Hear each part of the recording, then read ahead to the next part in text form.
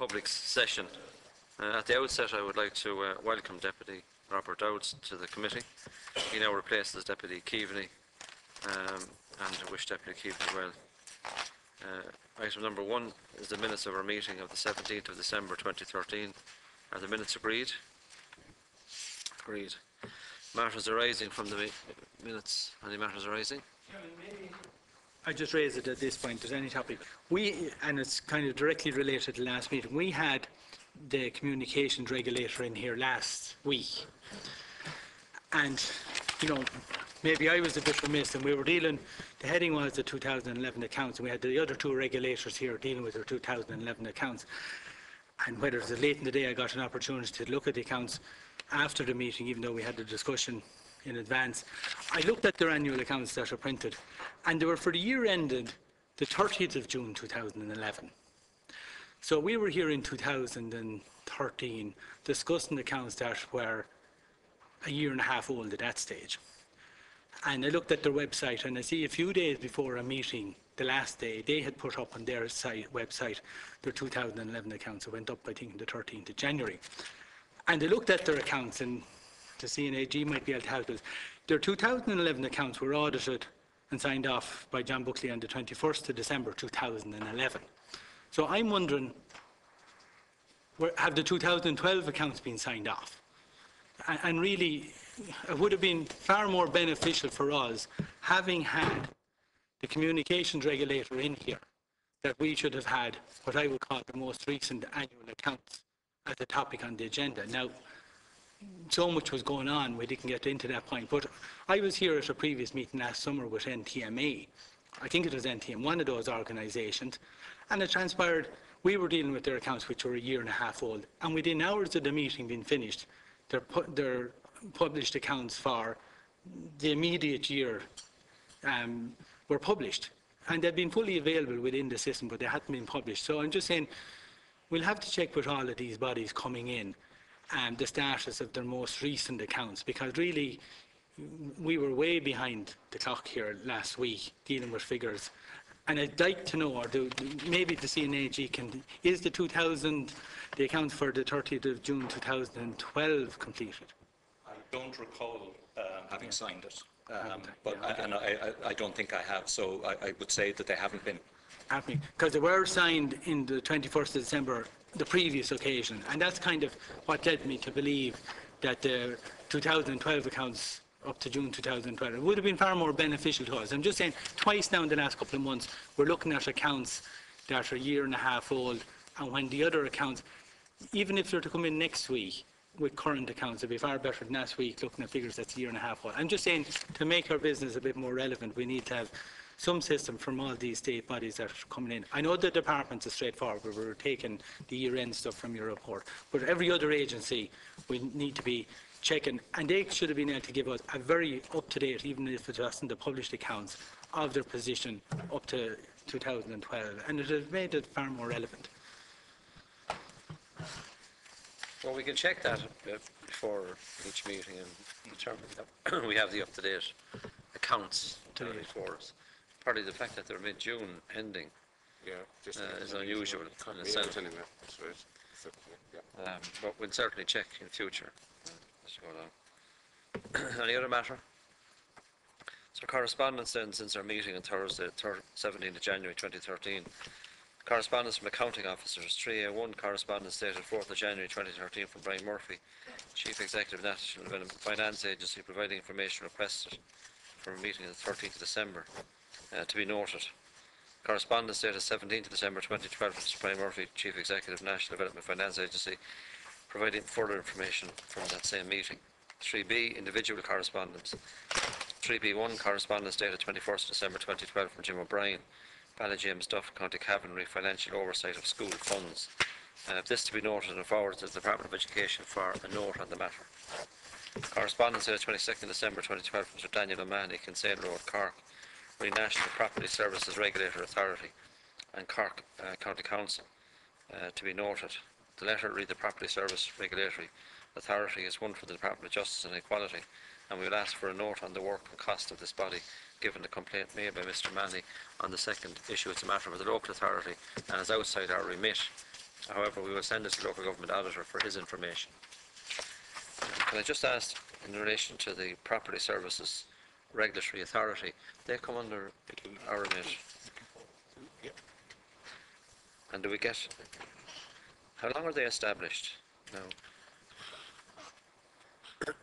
I'm sure they're only established a short while. I looked at it yesterday to determine that statutorily, but they had been an unstatutory body since about 2005. But we will be getting their accounts. And is there an account or an annual report that we can receive from them? Yes, there should be, Chairman. No, I think they're only been set up recently, so it may be that we'll be waiting for a while to get one. But I'll certainly check it and I'll inform at the Well, next if we would meeting. ask them for a brief on it, because Yeah. I'm aware of a number of complaints regarding that authority. Yes.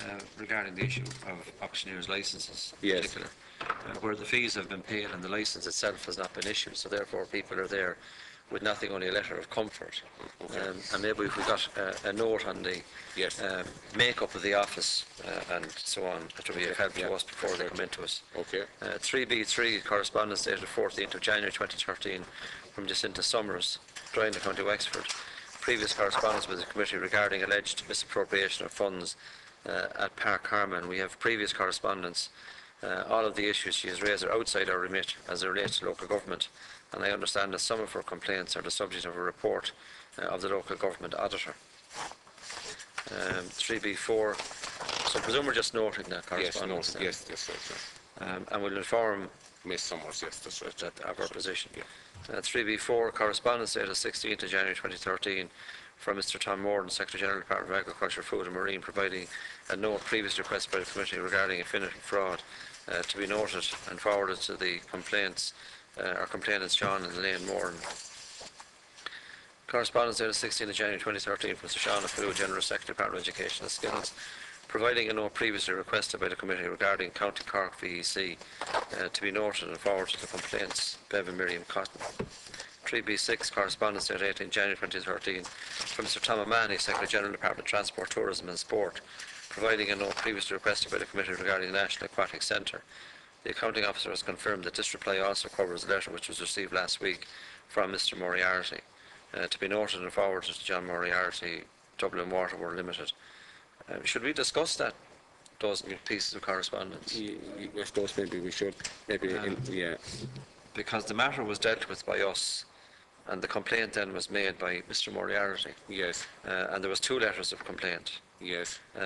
Drawing attention to what he described, I think, as incorrect information, which is before the committee. And I think it's important that we would maybe note the correspondence today and have maybe a public discussion about the matter next week as an item on the agenda. So if members would maybe refresh their memory in relation to the issue, and then we can take the 2 pieces of correspondence and the response as an item on the agenda next week.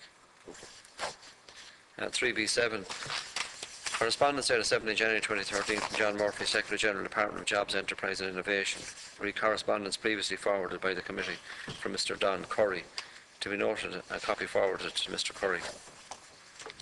Documents relating to today's meeting then, 3C1, correspondence received 21st of January 2013 from Mr. Gerry Murphy, Chief Executive Officer, National Transport Authority. It's a briefing paper of matters to be considered at our meeting, to be noted and published.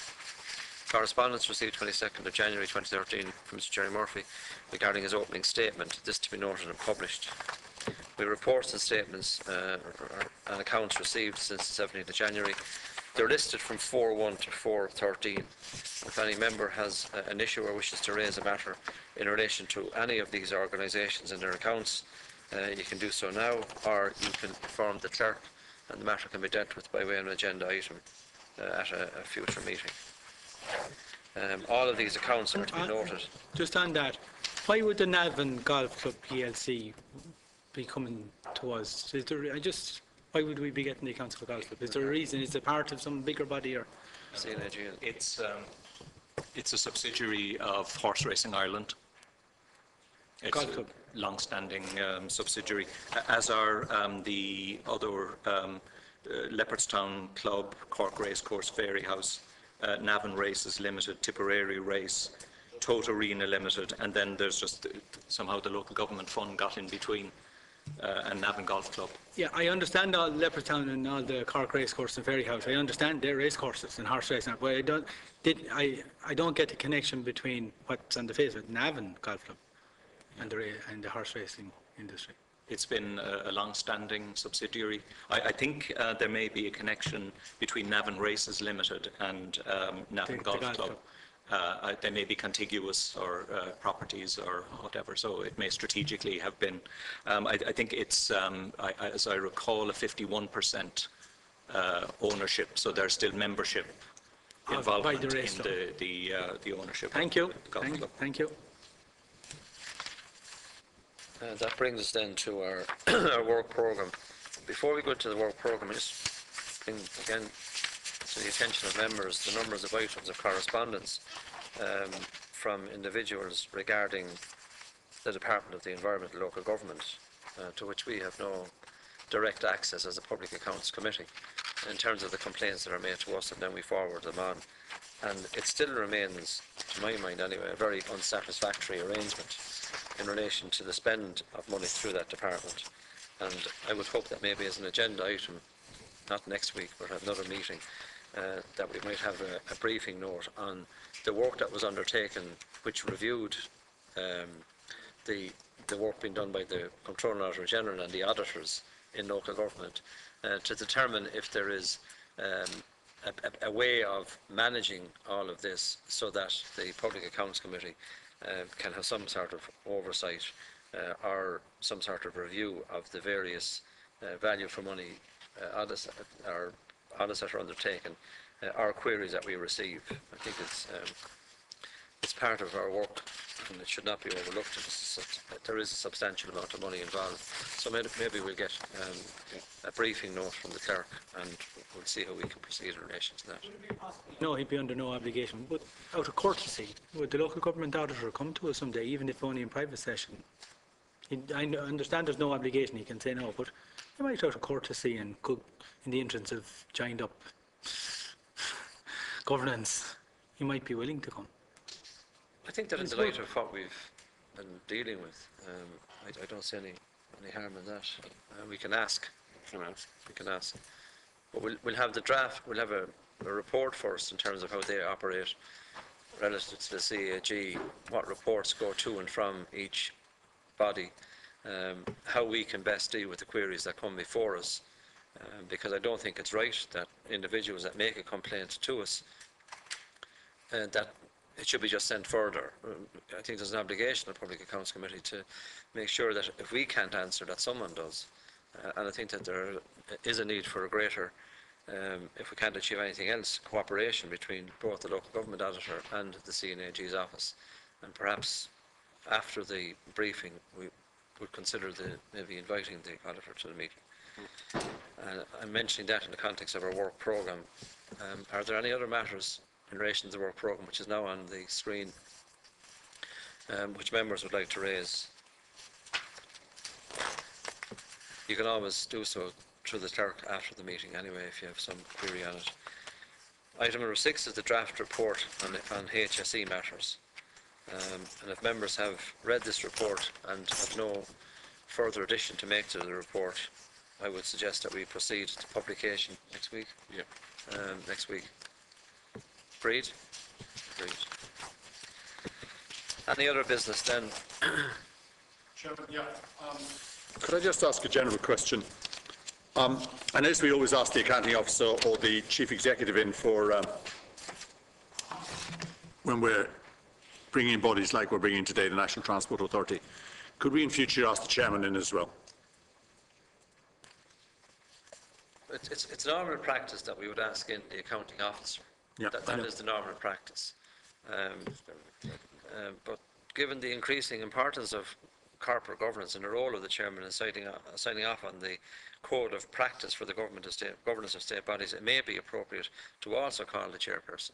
And if that was agreeable with the committee, well then in future, for organisations like this, we would invite in the accounting officer and the chairperson.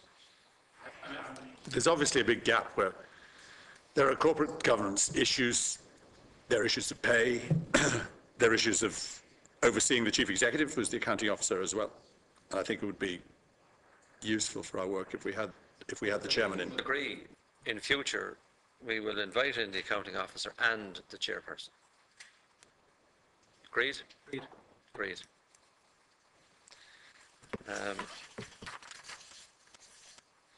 Any other business before we invite in the witnesses?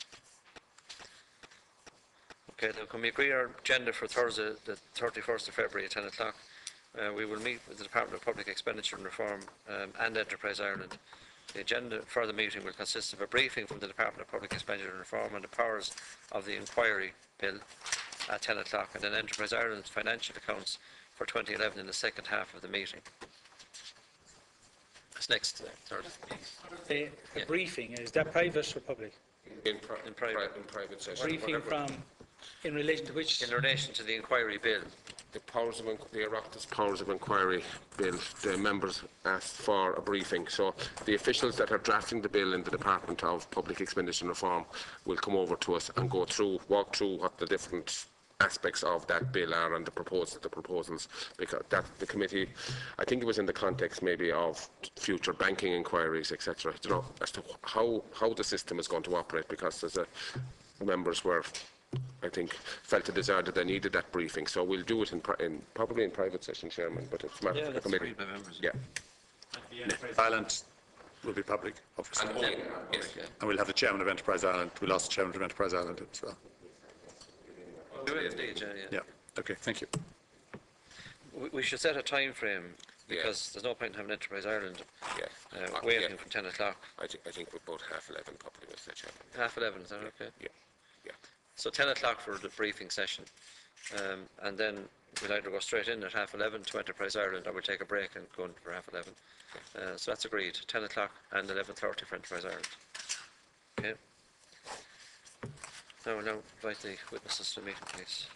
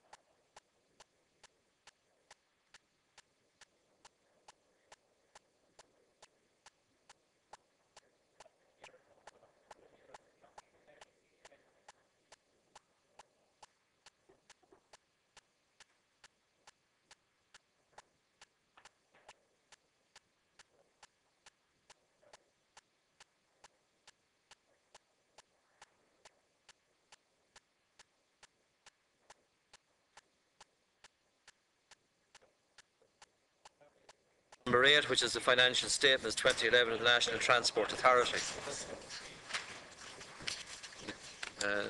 We're dealing with item number 8 when the Vice Chairman is ready. When the Vice Chair is ready. He's not ready yet. He's in coalition discussions with the Labour Party. Deputy O'Donnell, can you give him a nudge, sir? Sorry, Chairman. When you're ready. Sorry. When you're ready. Chairman. Item number 8. Anyway, He's enthusiastic about the new member. Financial statements 2011 National Transport Authority. So before we begin our meeting, I want to remind the members and witnesses to turn off their mobile phones. Vice Chairman again. I was just providing His presence. perspective, just to show you, Chairman. I want to advise witnesses that you're protected by absolute privilege in respect of the evidence you're to give this committee. If you are directed by the committee to cease giving evidence in relation to a particular matter and you continue to do so, you are entitled thereafter only to a qualified privilege in respect of your evidence. You are directed that only evidence connected with the subject matter of these proceedings is to be given, and you are asked to respect the parliamentary practice to the effect that where possible, you should not criticise or make charges against a member of either House, a person outside the House, nor an official, by name or in such a way as to make him or her identifiable. Members are reminded of the provisions of Standing Order 163 that the committee shall also refrain from inquiring into the merits of a policy or policies of the government or a minister of the government or the merits of the objectives of such policies.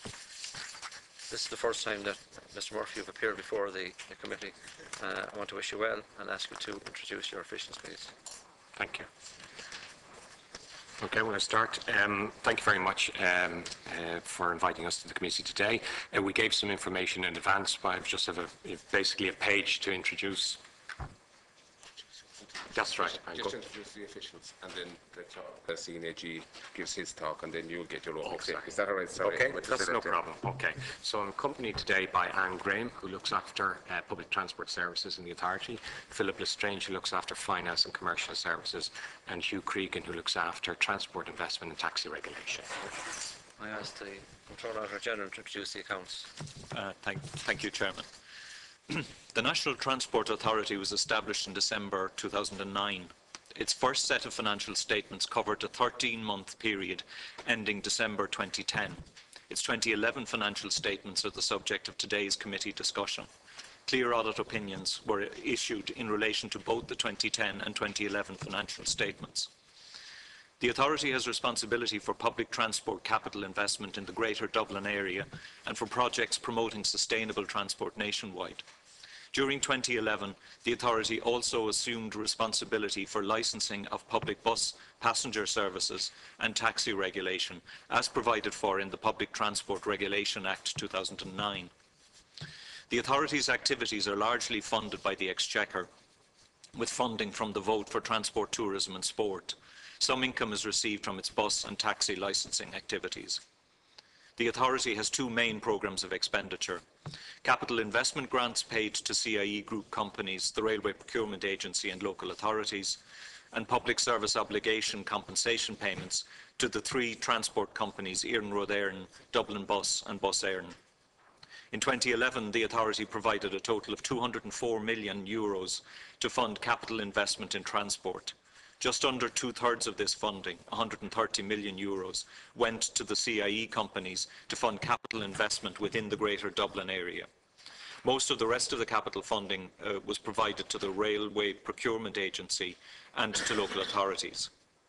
The majority of the large projects funded in 2011 were already sanctioned and underway when the authority came into being. Some of the projects funded in 2011 and in earlier years have since been deferred as a result of a government decision in November 2011. Significant expenditure has been incurred in respect of some of these projects, including Metro North, Metro West and the Dart Underground. On its establishment in December 2009, the NTA took over responsibility from the Department of Transport, Tourism and Sport for providing and overseeing public service obligation funding to the CIE group. Public service obligation services are defined as socially necessary but financially unviable public transport services. The three CIE companies provide such services under contract to the NTA. The contracts set standards of operational performance and customer service and contain penalties for underperformance.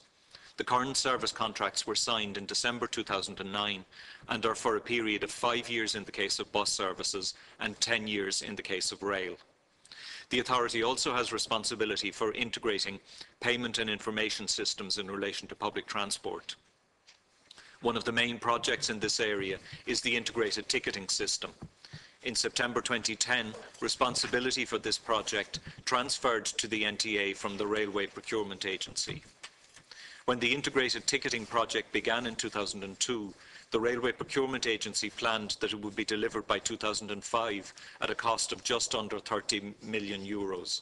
When my office reviewed the project in 2006, it was found that the budget and project timescale were unrealistic, and they were subsequently revised. In the event, the LEAP card was launched for Dublin Bus, Irish Rail and Lewis in December 2011. Phase 2 of the project includes the rollout of integrated ticketing to other operators and the modification of the LEAP card to take account of free travel. Work on these aspects is ongoing. The Chief Executive will be able to brief the committee on progress in those regards. Thank you, Chair. Thank you, Mr. Carton. Can I have your opening statement then, please? Yes, I think it's appropriate that we would set out where we fit into the transport sector. I mean, the Controller and Auditor General has already broadly covered that. I'd say when we were set up in December 2009, we subsumed the functions of the Dublin Transportation Office, and then later on we took functions from the Railway Procurement Agency, we took functions from the Department of Transport, and then later on the Commission for Taxi Regulation was subsumed into our organisation. We are responsible for public transport and cycling and walking, and we have contracts with the CIE companies, but in addition we're responsible for the light rail services in Dublin, and we've assigned that function to the Railway Procurement Agency. At the moment now we've started the tendering process for the replacement contract in 2014 of the operation of the light rail system in Dublin. We also regulate and license public bus services which operate without subsidy from the state. There's a wide range of services. People will be familiar in the Dublin area with, say, Swords Express or Air Coach, but right throughout the country there are services provided by private companies under licence. And we manage the Rural Transport Programme on behalf of the Department. We took over that function middle of 2012, and that is all the local services emanating originally from the Rural Transport Initiative and becoming then the Rural Transport Programme out in rural areas, some of which are demand responsive services where people make a phone call and the local bus picks them up. The LEAP card has already been mentioned. That's at the heart of the idea of integration of public transport. Another successful project that we have rolled out is real-time information for buses, and we've also launched a journey planner. It's a national journey planner for all public transport services, public and private in the state, and it's the first time that is available. So you can plan your journey across all operators in the state. We took over in 2011, the start of 2011, the regulation of the taxi sector, which includes taxis, hackneys and limousines, and this year has been a very busy year in regard to implementing the recommendations that government's taxi review report, and just this month we've brought in a whole raft of new regulations, and we will see more regulations coming through when the taxi bill in whatever form is enacted through the Oireachtas. I would point out also that we do a statutory planning role. The objective is to integrate land use and transport provision and consolidation of land use to make transport provision more cost effective. We do that throughout the country and advise regional authorities in the regional planning guidelines. Within the Dublin area we have a greater depth of functions. The Greater Dublin area is the 4 Dublin local authorities and Kildare, Meath and Wicklow. It covers 40% of the population of the state and 40% of the economic activity. And so one can understand the public transport capital investment is particularly important for this whole metropolitan region. And we cover the investment in the region, but we also cover regional traffic planning and securing the greater integration between land use and transport planning. As it was mentioned that we manage the capital investment programme for public transport, cycling and walking. We fund the transport operators and the local authorities for projects. We also manage the same capital programme for the regional cities of Cork, Limerick, Galway and Waterford on behalf of the department, and we manage the national accessibility programme for dealing with people with disabilities and access to public transport services. And then just to conclude, there's a substantial amount of money passes through our organisation, broad terms, €500 million per annum, and we've been strongly focused from the start on adequate and robust financial and audit controls. We've introduced a new financial management system which has streamlined our internal processes, made them more efficient, and given us greater capacity for analysis and reporting. And for all the bodies that we grant aid, we've introduced a web-based grant system that facilitates their submission of grant claims, our monitoring of progress and the claims, and the disbursement of money to them. In any one year, we fund on the capital side over 300 projects. So that concludes my opening statement. Very much, Mr. Murphy. First speaker today is Deputy Ross. Thank you, Chairman, and thank you for coming in, Mr. Murphy. First of all, could you just tell us a bit about yourself? I noticed in the annual report and the documents we have, we've got quite a lot about what you do, as in your statement. Could you just tell us where you came from? Well, I'm a chartered civil engineer. I was previously Chief Executive of the Grange Government Development Agency, and prior to that I worked for 8 years in the National Roads Authority, and I established the Public-Private Partnership Programme and the National Tolling Programme. And prior to that I was the project manager in Dublin Port Tunnel with Dublin City Council. So that takes me back about 15 years. Okay, and that's all in the public service, is it? That was on the public service. I worked for 2 years in Africa with Concern as a volunteer engineer. Okay, that's fine. What do you get paid? I get paid a salary of €179,000. That's a non-personal pension contribution. So if you, so the 5% pension contribution doesn't apply. If it was a pension contribution, salary would be €189,000. All right. You also got a board fee in the 2011? Yes, that's terminated. That's now terminated? Yes. And nobody who's an executive gets a board fee anymore? No. Okay, that's fine. The next thing I'd like to ask you, how big is your board? There are 12 persons in total on the board. Okay. Could you tell me something about them? Well, there are 3 ex officio appointments. There's myself as chief executive, to the Dublin City manager, and then a senior management post within the authority was a designated position, and Hugh Cregan is on the board. There's the chairperson, John Fitzgerald, who's appointed by the minister, and then the other positions were appointed by the minister. So there were 9 positions appointed by the minister. At the time, I'm aware, when I was the chief executive designate and the chairperson was designated, there was a call for public interest at the time by the Minister for Transport and people who might wish to serve on the board, and then appointments are made thereafter. And people applied publicly for the board Yes. positions? They did. When I look through the annual report, we get the names of the board members and nothing else about them at all. Why is that? Well, because I think the annual report reflects the activities of the organisation. The board members, 9 of which were appointed by the Minister, and that was the Minister's determination. The 3 are ex officio appointments. So, It's good practice, certainly in all PLCs, to give a CV of the board members. They're paid 11,000 a year, 12,000 a year. Why don't we get information on who they are? well, we just didn't include it in the annual report. I mean, we just didn't feel that it was necessary to include that information. The activities of the board is reported in the annual report, the attendance at meetings, etc., the costs, the expenses, the key items. Because I rang, or my office rang your office to try and find that information. And nobody in the NTA seems to have any information about the board members. They don't know anything about them. Well, It's an extraordinary situation, isn't it? Well, I think if I put it this way, that I've worked closely with board members for the last 3 years, so I wasn't involved in the appointment. I don't know the parameters for their appointment. What I do know is from their work at the board level, I have a planning law expert who's a lecturer in university. I have a transport planner, qualified transport planner. Tell me who they are.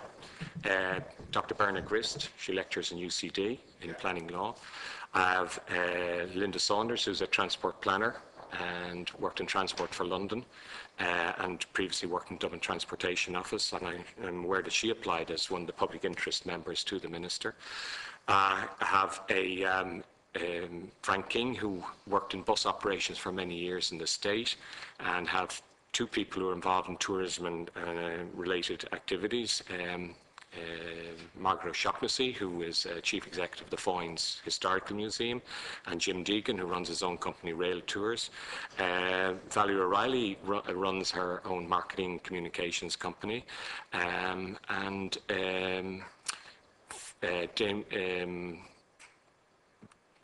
me see, Dahi Alcorn has been a public representative, and Damien Flynn has been worked in banking, is retired. Damien Usher, sorry, worked in banking, is retired. Okay, why do you not give biographies of these people? There's no particular reason that we don't give biographies. We just didn't feel it was necessary to include in the annual report. For instance, David Alcorn is a Fianna Fáil councillor. A public representative, yes. Yeah, he's a Fianna Fáil councillor. Is that a suitable qualification for your board? I'm not going to comment on that question. Okay. Valerie O'Reilly, who you said is a public relations person, she was nominated by Michael Lowry, isn't that correct? I'm not aware of the background Well, to the all over nomination. the press. If you don't read the newspaper about your own organisation, it's unusual, isn't it? I'm not aware of the process of a nomination. It was a decision by the Minister. Yeah, but that's well known fact. Margaret O'Shaughnessy, who mentioned, went to a Fianna Fáil convention. That didn't appear anywhere. Damien Usher canvassed for the last minister, Noel Dempsey. Do you ever look around the board and say maybe these people aren't chosen purely on their expertise in transport? I think, Deputy, I've answered the question that 9 appointments are made by the Minister. They're not within my remit. I wasn't involved in the appointments. I work closely with the board. You have their attendance figures, you have their expenses, and you have their payments. And I've given the broad range of expertise that is brought to the table of the board of the authority. But you sit on the board with them. You work with them. That's correct. And they're paid out of public funds. Do you find this is a satisfactory way of selection, that ministers appoint people who obviously have political connections first and expertise of a limited value? Would it be better for the board if public money was spent on people who quite obviously are not chosen for their political colour? That's a decision for governments at the time, how they... What do you think? I have no comment on it. You've no comment? Bad or good, bad or I indifferent? have no comment on the matter. Okay.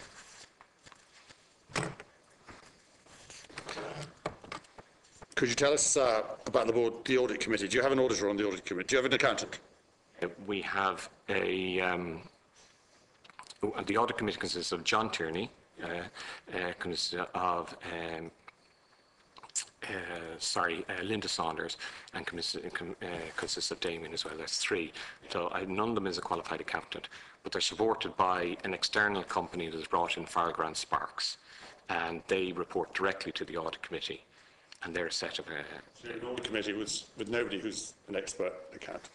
Well, we've an audit committee with people who have wide-ranging expertise In other things? in management and administration, supported by a set of accountants who report directly to them.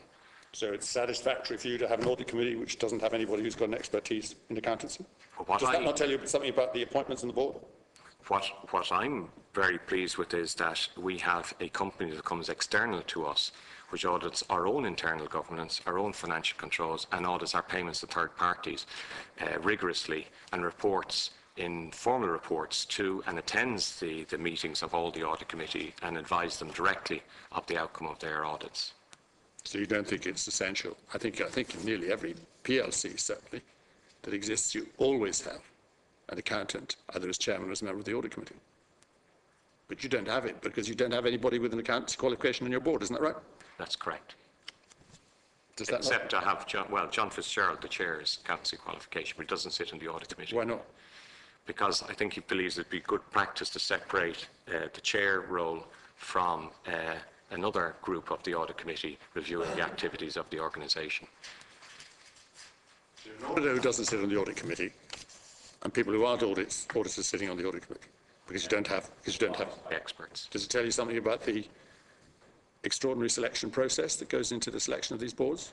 No, I'm actually quite happy with the way the process of audit works. I think we've had two clean audit reports from the Controller and Auditor General, and we've brought in a rigour to the examination of the use of the monies out with all the parties that we give funds to.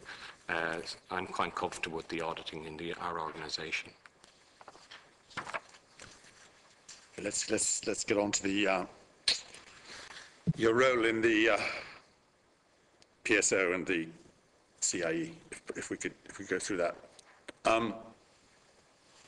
Your function is basically you get this big block of money from the department, and you have discretion with it, Right. total discretion. That's correct, yes. We have discretion how we disperse it, and the allocation to each of the individual operators. But the discretion is tempered by the constraints of, I suppose, what has been previous funding that they've got, previous patterns of funding that they've got, and of course the level of service that they provide and the loss-making that they're incurring. Have you made any big changes to the allocation of money to CIE? We made a change in 2012 where we took over 2.5 million, I think, off Bus Éireann, and we applied it to the Dublin bus subsidy. We considered that Bus Éireann were being over-subsidised on the PSO side. Okay. There was a cut in 2011, I think, correct me if I'm wrong, but I think it's from memory too. Brendan Cowlin, I think December 2000, Brendan Howlin, cut by about 21 million on the subsidy side, Yes. yeah. And was that approved by you? Did that have to go through you?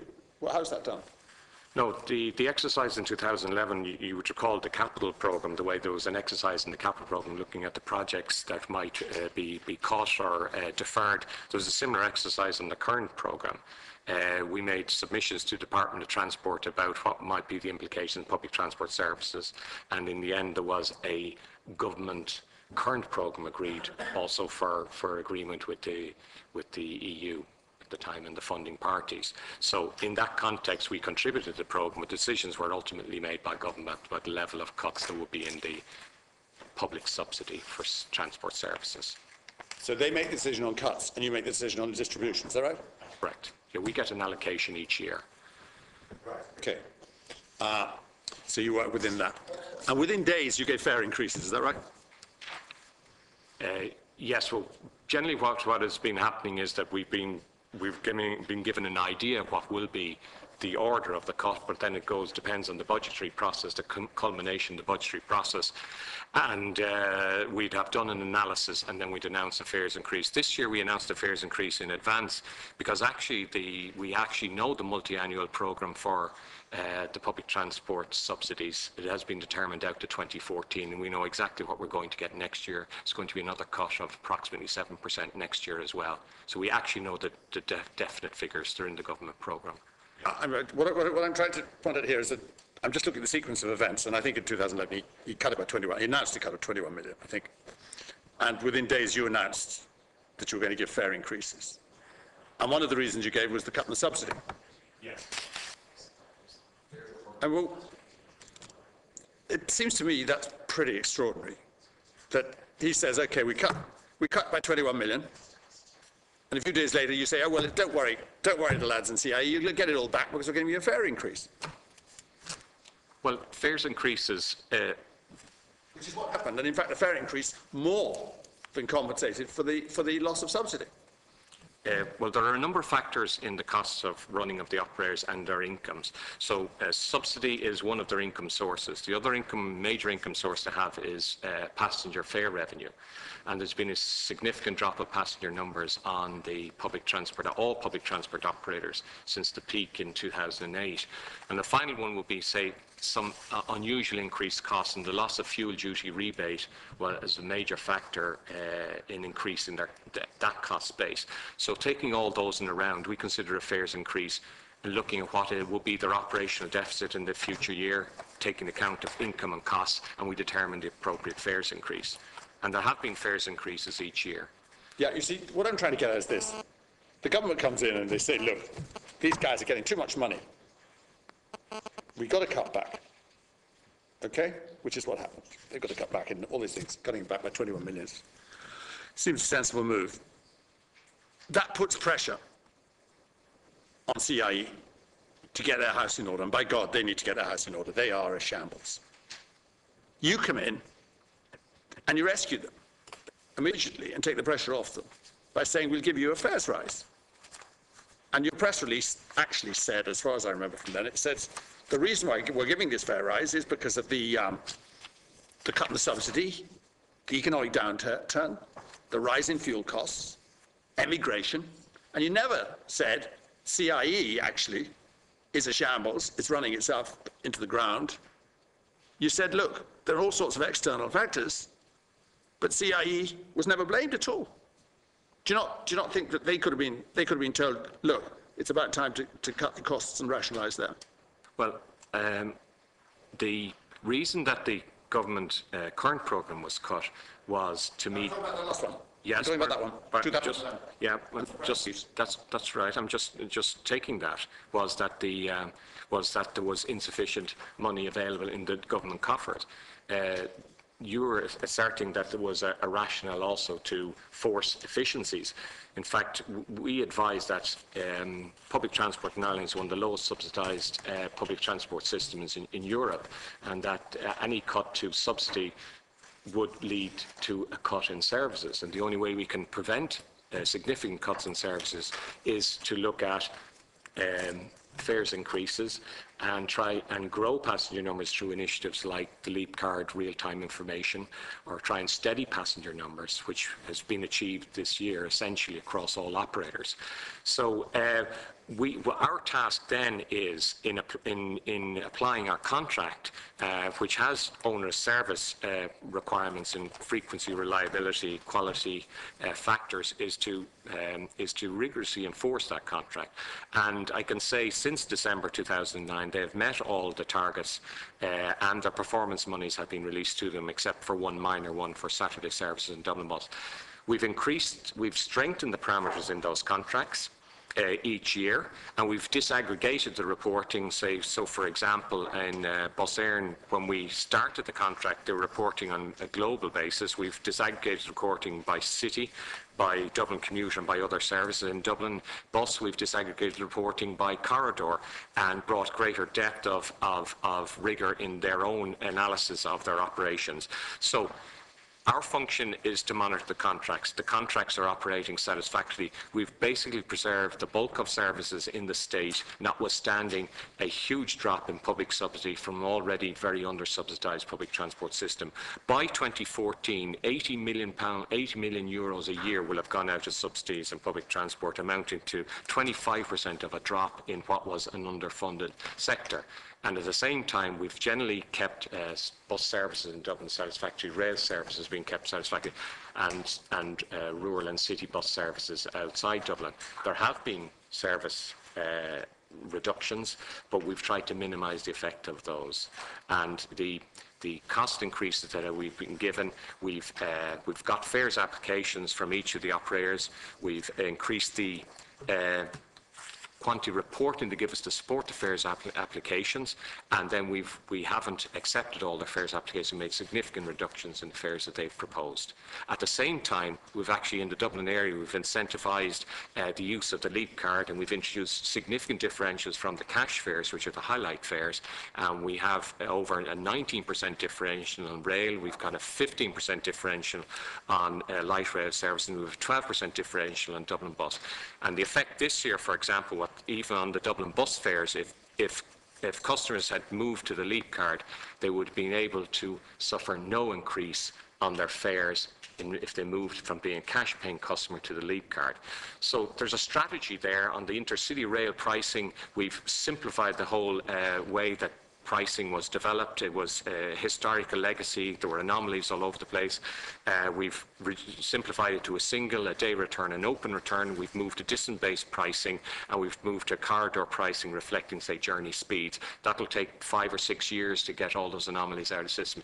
In the end, the objective is to get a transparent fare system, an easy-to-pay fare system, and one that moves more and more to smart card payment, which reduces handling costs and cash, increases kind of the frequency of buses by reducing boarding time. So in all, there's a strategy to the way we increase fares. There's a rigour of approach that we take in analysing the fares increases. I'm not disputing any of that at all. What I'm saying is this. CIE is a deeply inefficient organisation. It's got real problems. It's got real expenditure problems. This is the organisation which, I think it was just before it was set up, spent $500,000 on a report to tell them there was corruption in CIE. That's what it reported. It spent $500,000 on that, threw money at it in a secret report. What you're doing is, you're saying, okay, we've got to get the buses to run more efficiently and everything else like that. But you're shoveling money at an organisation which is inherently inefficient and deficient in the way it handles its own funds. Now, the evidence for that is quite clear, not just in the Baker-Tilly report, which found corruption, not just in all sorts of other areas which keep emerging, but it's, the evidence for that is in the accounts themselves. Last year, what happened? You know what happened there. And do you feel comfortable in willy-nilly subsidising this body by giving it a carte blanche almost to increase fares at vast amounts? I mean, 15% is a huge amount, and it increases again this year. Giving it money to do that, when the auditors find that it's actually not even fulfilling its obligations, and in effect, wasn't a formal qualification, but in effect qualified their accounts. And you're giving them carte blanche to go